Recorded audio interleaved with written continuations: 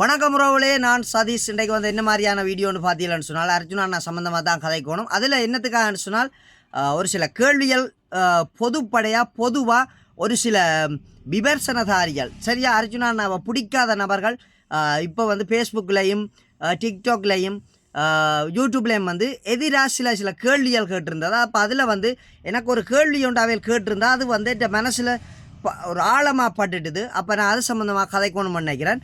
வீடியோவை வாங்க கதைப்போம். இதில் வந்து அவையில் கேட்ட கேள்வி என்னென்னு பார்த்தீங்கன்னு சொன்னால், அர்ஜுனா என்பவர் நல்லவரா கெட்டவரா, சரியா? அப்போ நான் உள்ளுக்கு போய் பார்க்கல, முன்னுக்கு வந்தது அர்ஜுனா என்பவர் நல்லவரா கெட்டவரா. அப்போ நான் என்ன நினைச்சேன், இதில் என்னடாப்பா சந்தேகம், அர்ஜுனானா நல்லவர் தானே அப்படி என்ற ஒரு நினைப்பில் சரி கொமெண்ட் பண்ணுவோம்ட்டு உள்ளே போயிருந்தேன். சரியா, உள்ளே போய் பார்த்தால் நிறைய மக்கள் ஆம் ஆம் ஆம் என்று போட்டு கிடந்தது. சரியா, அவர் நல்லவர்ன்றதுக்கு ஆம் என்று போட்டிருந்தது. ஒரு சிலர் வந்து இடையக்குள்ளே ஒரு ஒரு ஒரு விதண்டாவாதம் ஒரு இதாக கமெண்ட் பண்ணிக்கொண்டே இருந்துச்சுன்னா கமெண்ட் பண்ணியிருக்குது.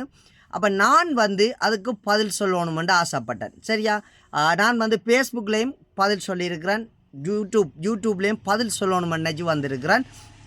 என்னுடைய பார்வை எப்படி, இந்த மக்களுடைய பார்வை எப்படி, இந்த இந்த இந்த அர்ஜுனா அண்ணாவை பிடிக்காத ஒரு சிலர் பிஷப் கிரிமியல்கிட்ட பார்வை அப்படி என்ற வந்து நான் இதில் தெளிவுபடுத்தணுமென்னு நினைக்கிறேன். சரியா, அப்போ முதலாவது வந்து நான் இதில் ஒரு 1-2 ஃபோட்டோக்கள் போடுவேன். சரியா, அந்த ஃபோட்டோக்களை பாருங்கோ, பார்த்து கொண்டே இருங்கோ, நான் கதை சொல்லி கொண்டு இருக்கிறேன். சரியா, இந்த ஃபோட்டோக்களை பாருங்கோ. இந்த ஃபோட்டோக்களில் இருக்கும் அரசியல்வாதிகள், அரசியல் கட்சிகள், அவர்களை விட அர்ஜுனா அண்ணா ஒரு 100 மடங்கு நல்லவர். சரியா, என்னுடைய முதல் கருத்து இதுதான். நான் கமெண்ட்டும் பண்ணியிருந்தேன்.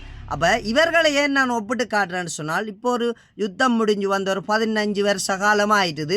இதுவரைக்கும் இவர்கள் அரசியல் செய்கிறன்னு சொல்லி தங்களுடைய வசதி வாய்ப்பையும் தங்களுடைய குடும்ப சூழ்நிலைகளும் தங்களுடைய பிள்ளைகளுடைய வளர்ச்சியும் பிள்ளைகளுடைய படிப்பும் அவரை சார்ந்தவர்கள் வெளிநாடுகளிலையும் அங்கே மிஞ்சையும் வாழ்கிற வசதி வாய்ப்பை தான் இவர்கள் செய்திருக்கிறார்கள். சரியா, அப்படி என்று சொன்னால் இவர்களுடன் ஒப்பிடும்போது அர்ஜுனா அண்ணா நல்லவர். சரியா, அடுத்த ஒரு விடயம், சரி அவர் அர்ஜுனா அண்ணா நல்லவன்று நீ சொல்கிற தம்பி, அப்போ என்ன இதை வச்சு சொல்கிற, என்ன காரணத்தை வச்சு சொல்கிறேன்னு சொன்னால், இந்த இந்த இந்த இப்போ ஃபோட்டோவில் நான் போட்டிருந்தேன், இவர்கள் எப்படி என்று சொன்னால் தங்களுடைய சொத்து, இவர்கள் அரசியலுக்கு வரும்போது அவர்களிடம் இருந்த சொத்து அறிக்கையை விட சொல்லுங்க, காசு, அவர்களிடம் இருக்கிற பணம், சொத்து மதிப்பீடுகளை அவர்களை ரிலீஸ் பண்ண சொல்லுங்க. சரியா, இந்த இந்த எதிராக கமெண்ட் பண்ணி கொண்டிருக்கிறார்களே நான் கேட்குறேன், குறை நினைக்காமல் சிந்திச்சு பாருங்க, அதான் அர்த்தம் இதுக்கு.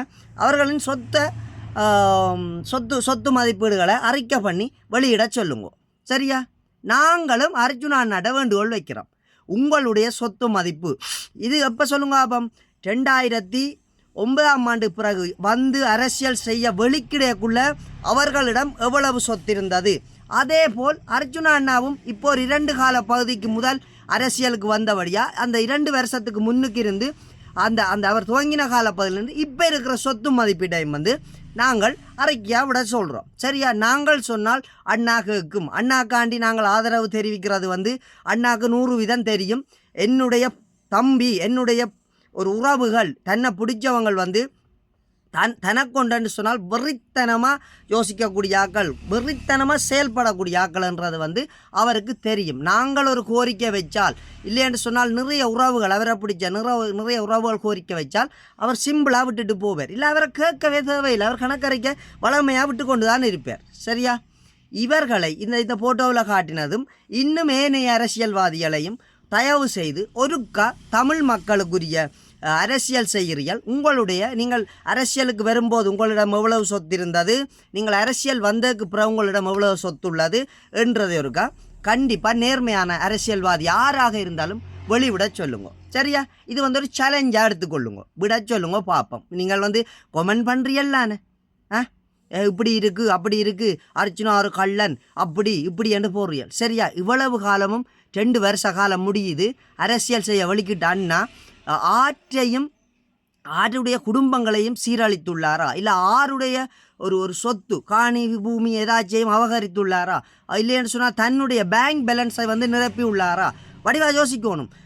மற்ற விஷயம் வந்து நிறைய பேர் ஆரம்ப காலத்தில் வந்து அர்ஜுனா அண்ணாவை அரசியலுக்கு வான்னு கூப்பிட்டது இந்த இந்த இந்த சமூக ஊடகங்களில் இருக்கிற ஒரு விஷக்கிருமியெல்லாம் சரியா. மக்கள்கிட்ட மனசில் அரசியலுக்கு அவர் வரணும்னு சொல்லி ஆசை இருந்தது. மக்கள் வந்து அதை ஓப்பனாக கேட்டிருந்தது. அதுக்கு பிறகு அண்ணாவை இந்த அரசியலுக்கு வான்னு நிறைய பேர் யார் செய்தது இந்த இந்த இந்த இப்போ தற்சமயமாக விஷக்கிருமிகளாக மாறிக்கொண்டு போகிறார்கள்லாம் செய்தது. ஏன் அவர்கள் வந்து இவரே அரசியலுக்கு கொண்டு வந்தது தங்களுக்கு சாதகமாய் அர்ஜுனா நடந்து கொள்ளும், தங்களுக்கு சரியான ஃபேவரட் தாங்கள் இங்கே எதுவும் ஊழல்கள் செய்கிறோக்கு அர்ஜுனா சப்போர்ட் பண்ணுமென்று சொல்லித்தான் அரசியலுக்கு வாண்டது. ஆனால் அர்ஜுனா அண்ணா அரசியலுக்கு வந்ததுக்கு பிறகுதான் தெரியும் இந்த மனுஷன் வந்து தங்களுக்கு ஆதரவு தெரிவிக்க வரையில் இந்த நாட்டு மக்களுக்குரிய ஒரு ஆதரவை தன்னுடைய அரசியலை இந்த மக்களுக்குரிய அரசியலாக செய்ய வந்திருக்கிறான். அப்போ இவன் எங்களுக்கு சரி வராது, நாங்கள் செய்கிற ஊழல்கள் வந்து பிடிபற்றும், நாங்கள் என்ன செய்தாலும் இவன் விடமாட்டான் அப்படி என்றதால் இப்போ அவர்களே விஷக்கிருமிகளாக மாறி போட்டு அவர்கள் இப்போ ஃபோட்டோவை போட்டு வீடியோவை போட்டு அது தேவையில்லாமல் கேட்குறது. அர்ஜுனா நல்லவனா கெட்டவனா, அடேய் அந்தால் நல்ல மனுஷன் சரியா. நான் இப்போவும் சொல்கிறேன், ஆரையும் அந்தால் கேவலப்படுத்தணுமென்று செய்கிறேன்ல சரியா. இப்போ என்னையே 2 நேரம் பேக்கடி போட்டவங்க எனக்கே சில நேரம் டிகர் ஆகி டென்ஷன் ஆகியிருக்கிறேன், பக்கண்டு கூலாகியிருக்கிறேன். என்ன காரணம்? இந்த பைத்தியக்காரருக்கெல்லாம் பதில் சொல்ல வலிக்கிட்டோம்னு சொன்னால் எங்களுடைய நல்ல குணங்கள்லாம் பாதிக்கப்படும். ஏனென்று சொன்னால் நல்லவனாக இருக்கிறவனுக்கு கோபம் வந்துன்னு சொன்னால் அவனை கட்டுப்படுத்துறது கண்ட்ரோல் பண்ணுறது கஷ்டம். அவன் மனசில் இருக்கிற ஒரு பிரச்சனை, நான் நேர்மையாக இருக்கிறேன் உண்மையாக இருக்கிறேன், ஏன் என்னையை இவர்கள் கேவலப்படுத்துகிறார்கள் இழிவுபடுத்துகிறார்கள் என்ற ஒரு ஆக்ரோஷமும் கோபமும் வரைக்குள்ள அவன் தன்னை அறியாமல் சில வார்த்தைகளை பிரயோகம் செய்து விடுறது சரியா. இது என்னுள்ளேயும் இருக்குது. ஆனால் நான் வந்து அதை மாற்றிக்கொண்டேன். ஏனென்று சொன்னால் உண்மையிலேயே நான் மாற்றிக்கொண்டதுக்கு காரணம் அர்ஜுனா அண்ணா தான். ஏனென்று சொன்னால் அர்ஜுனா அண்ணான்ற ஒரு சில விஷயங்கள் வந்து மக்களோ இல்லை இந்த கிருமிகளோ செய்கிற செயலால் மக்கள் வந்து எவ்வளவுத்துக்கு கொஞ்சம் அந்த கொஞ்சம் அண்ணாவை பார்க்குற பார்வையல் மாற்றம் நடையுதா என்று நான் பார்த்த அளவில் தான் நான் சிந்தித்தது. ஆனால் நான் அண்ணாக்கும் அதை நான் ஆரம்பத்திலேருந்து அட்வைஸ் மாதிரி நான் அட்வைஸ் சொல்கிறக்கூடிய அளவுக்கு இல்லை. ஆனால் அண்ணாவுக்கு நான் புரிய வச்சிருக்கிறேன். அண்ணா கோவப்படாதேங்க டென்ஷன் ஆகாதேங்க, முதலாவது கூலாக கேண்டில் பண்ணுங்க நான் சொல்லியிருக்கிறேன். நான் வீடியோவிலே சொல்லியிருக்கிறேன். சொல்லக்குள்ளே அண்ணாட்ட நிறைய மாறுதல் வந்திருக்கு. அண்ணான்ற ஒரு கேரக்டர் எப்படி என்று சொன்னால் சரியாக இருந்தால் சின்ன புள்ள சொன்னாலும் ஏற்றுக்கொள்ளக்கூடிய ஒரு மனுஷர். அது புலையான விஷயத்தை எந்த பெரியால் சொன்னாலும் கணக்கிலே எடுக்காது சரியா. இது அண்ணாண்டி ஒரு குணாதிசயம், அண்ணாண்டி செயல் வடிவம் அதுதான்.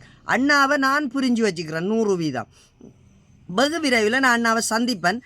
இப்போவும் கேட்டிருந்தேன் நான் என்னண்டு அண்ணா இப்படி நீங்கள் யாழ்ப்பாணத்தில் நினைக்கிறீர்கள் சந்திக்கணுமென்று கேட்டிருந்தேன் நான். அண்ணா வந்து இப்போ டிசிசி மீட்டிங்கள் வந்து கடும் இதுகளால் வந்து அவருக்கு இப்போ நான் போனால் கூட தவறி தான் என்ன செய்கிறேன் எங்கே நிற்கிறேன்ற சூழ்நிலையை கருதி இல்லை தான் டைம் சொல்கிறேன், தான் சொன்னதுக்கு பிறகு தம்பியை வர சொல்லுங்க, தம்பியை நான் சந்திக்கிறேன்ற மாதிரி நான் சொல்லியிருந்தார். கண்டிப்பாக நான் சந்திப்பேன், அதில் எந்த மாற்று கருத்தும் இல்லை. அடுத்த ஒரு விடயம் வந்து இந்த இந்த இந்த அரசியல் சார்ந்த கழிச்சொண்டு போனால் இந்த அரசியல்வாதிகளோட ஒப்பிட்டு பார்க்க அண்ணா 100% நல்லவர்ன்றது வந்து ஏன் நான் சொல்கிறேன், திரும்பவும் சொல்கிறேன், ஆரையும் அண்ணா வந்து கொள்ளையடித்ததும் இல்லை, களவெடுத்ததும் இல்லை, பொய் சொன்னதும் இல்லை, மக்களுக்கான அரசியலை சரியாக செய்கிறார். அதோடு சேர்த்து இந்த ஆரம்ப காலத்தில் ஒரு சிலர் பண உதவிகள் செய்துட்டு பிறகு வீடியோ விட்டுருந்தது, நீ பணத்தை என்ன செய்தா எங்கே கொடுத்தா இங்கே கொடுத்தா என்று விட்டுருந்தது.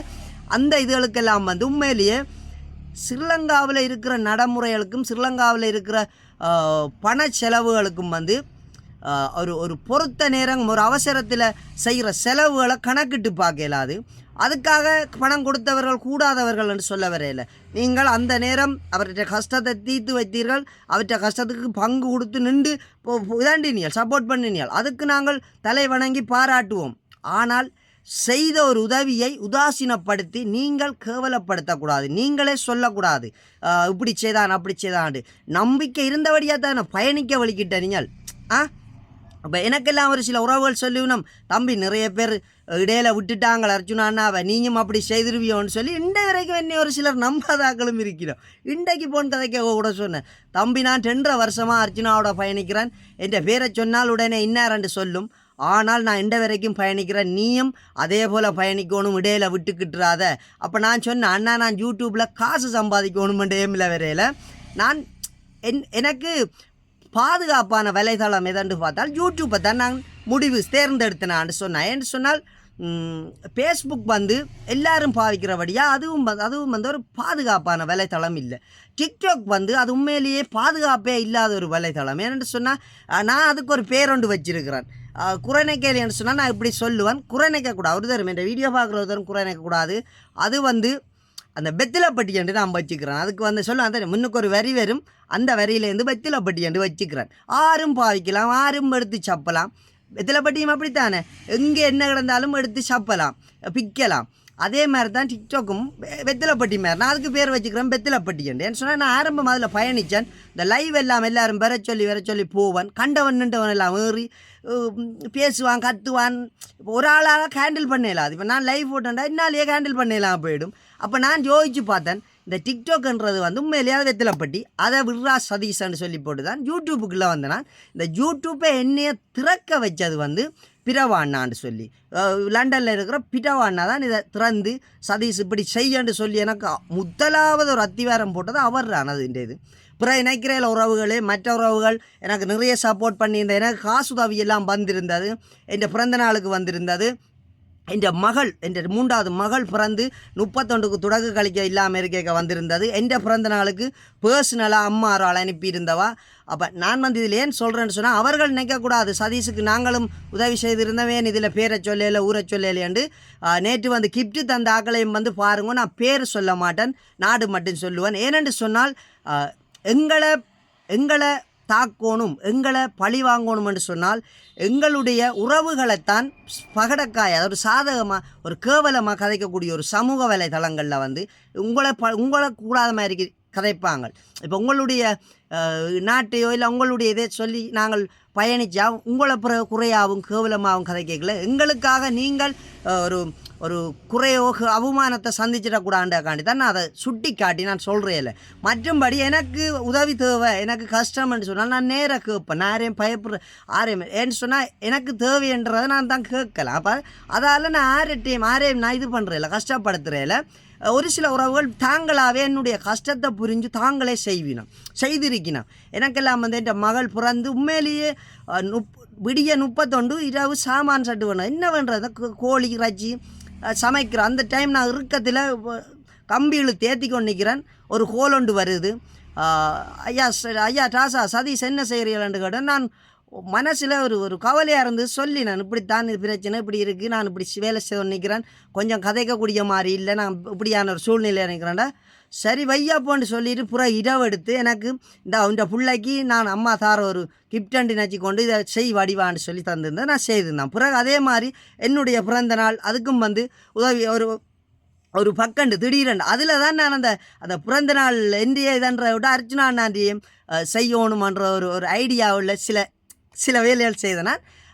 அப்படி தான் நான் இதில் சொல்கிறேன். நான் சொன்னால் ஒரு சில உறவுகள் மனசில் நினைக்கலாம், சதீஷ் ஏன் தங்களுடைய இதுகளையும் சொல்லலேண்டு குறைநைக்காதேங்க. நான் எனக்காக ஆதரவை கொடுக்க வந்து உங்களை நாளைக்கு பலிக்கிடாயாக்கக்கூடாது, எனக்காக உங்களை யாரும் பேசக்கூடாதுன்ற ஒரு காரணத்தால் நான் ஒரு சில விஷயத்தை மறைச்சி கதைக்கிறேன் நான். சரியா? ஓகே, அந்த விஷயத்தை தாண்டிட்டு முடிவாக சொல்கிற சதீஷ் என்னென்னு கேட்டால், அர்ச்சுனானா 100% நல்லவர். இந்த பேக்கடியிலேருந்து கொமெண்ட் எழுதுகிறவர்களுக்கு சொல்கிற ஒரு விஷயம், ஃபேஸ்புக்லேயும் டிக்டாக்லேயும் எங்கேயும் எழுதுகிறவர்களை சொல்கிறேன், நீங்கள் ஒரு நல்ல ஒரு மனிதர், நல்ல ஒரு சிறந்த ஒரு வலைத்தளத்தை பயன்படுத்துகிற ஒரு ஆளாக இருந்தால் உங்களுடைய சொந்த ஐடியில் வந்து எங்களை மாதிரி பேஸ் காட்டி கதையுங்கோ, பேஸ் காட்டி நீங்கள் கூடாதோ நல்லவரோன்றதை விவாதத்தில் போடுங்கோ. நாங்கள் வாரம் விவாதிக்கிறோன்னா நாங்கள் நேர வீடியோக்களில் விவாதம் தாரோம். சரியா? மற்றும்படி இந்த பேக் ஐடியாவில் இருந்து கொண்டு சும்மா எழுதுறதும் கூடாத மாதிரி போர்ட்ரே பண்ணுறதும் கூடாத வேலை அது. சரியா? உண்மையிலேயே நீங்கள் ஒரு வலைதளத்தை சரியாக பயன்படுத்துகிறீர்கள், அதுக்கு ஒரு மதிப்பு கொடுக்குறீர்களாக இருந்தால் கண்டிப்பாக நீங்கள் ஃபேக் ஐடி போடக்கூடாது. ஃபேக் ஐடி இல்லாமல் நேராக வாங்கோ. இந்த பாருங்க, கொஞ்சம் பேர் தூத்துப்படுது. எனக்கு என்னுடைய சூழ்நிலை எனக்கு தான் தெரியும். எனக்கு ஆசை இருக்குது, பின்னுக்கு பெரிய ஒரு பேக்ரவுண்ட் அடிக்கணும், அர்ஜுனா அந்த படம் அங்கே கேக்கு வெட்டின படம் இருக்குது, பின்னுக்கு தூக்கி போடணும். சதீஷ் இப்படி இருந்த ஒரு மேசா போடணும், மெக்கு மாரி ஒன்று வைக்கணும், சதீஷ் இருந்து கதைக்கணும், நிறைய விஷயத்த மக்களுக்கு சொல்லணும், பகிர்ந்து கொள்ளணும்ன்ற ஆசை எல்லாம் இருக்குது. வெகு விரைவில் அதெல்லாம் சாதித்து காட்டுவேன், அதெல்லாம் நான் செய்வேன் என்று சொல்லிக்கொண்டு இந்த வீடியோவை முடிக்கிறேன். ஆனால் அர்ஜுனா 100% நல்லவர் என்று சொல்லிக்கொண்டும் இந்த வீடியோவை நான் முடிச்சுக்கொள்கிறேன். மீண்டும் ஒரு காணொளியில் சந்திப்போம். உங்களிடமிருந்து விடைபெறுவது உங்கள் சதீஷ். நன்றி உறவுகளே.